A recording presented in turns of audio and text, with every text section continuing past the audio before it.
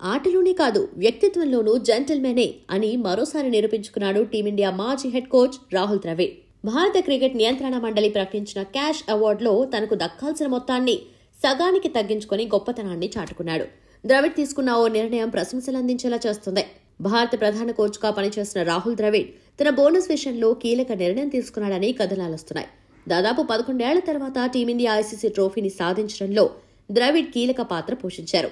రోహిత్ శర్మ నాయకత్వంలో భారత్ టీ20 ప్రపంచ కప్ను నెగ్గిన సంగతి తెలిసిందే. కోచ్గా వ్యవహరించిన ద్రవిడ్ తన పదవీ కాలాన్ని ఘనంగా ముగించాడు. దీంతో బీసీసీఐ 120 కోట్ల నజరానా ప్రకటించి స్క్వాడ్లోని 15 మంది ప్లేయర్లకు 5 కోట్ల చొప్పున, రిజర్వ్ ఆటగాళ్లకు 1 కోటి చొప్పున అందించింది. ప్రధాన కోచ్గా బాధ్యతలు నిర్వర్తించిన రాహుల్ ద్రవిడ్కు 5 కోట్ల బోనస్ దక్కింది. అయితే batting coach Vikram Rathore, fielding coach Dilip, bowling coach Paras Mhambrey ఒక్కొక్కరికి 2.5 కోట్లు ఇచ్చింది. దీంతో రాహుల్ కూడా తన బోనస్ ను సగానికి తగ్గించుకోవాలని భావిస్తున్నాడని సమాచారం. అందరికీ సమానంగా బోనస్ అందించాలని కోరినట్లు వార్తలొచ్చాయి. ద్రవిడ్ కు బోనస్ గా 5 కోట్లొచ్చాయి. ఇతర కోచ్లకు 2.5 కోట్లు బీసీసీఐ అందించింది. దీంతో తనను ప్రత్యేకంగా చూడటంపై ద్రవిడ్ ఇబ్బంది పడినట్లున్నారు.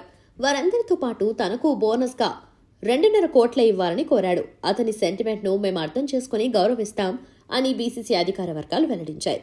2018లో అండర్-19 ప్రపంచ కప్ సాధించిన భారత జట్టును ద్రవిడే నడిపించాడు. అప్పుడు ఆటగాళ్లకు, కోచింగ్ స్టాఫ్ కు బీసీసీఐ నజరానా ప్రకటించింది. ద్రవిడ్ కు అత్యధికంగా 50 లక్షలు ఇవ్వగా, సహాయక సిబ్బందికి 20 లక్షలు, ఒక్కో ఆటగాడికి 30 లక్షల చొప్పున అందించింది.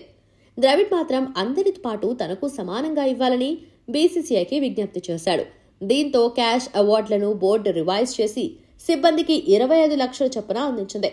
ఇప్పుడు మరోసారి అలాంటి నిర్ణయమే తీసుకోవడంతో నెట్టింట అభిమానులు ప్రశంసలు కురిపిస్తున్నారు.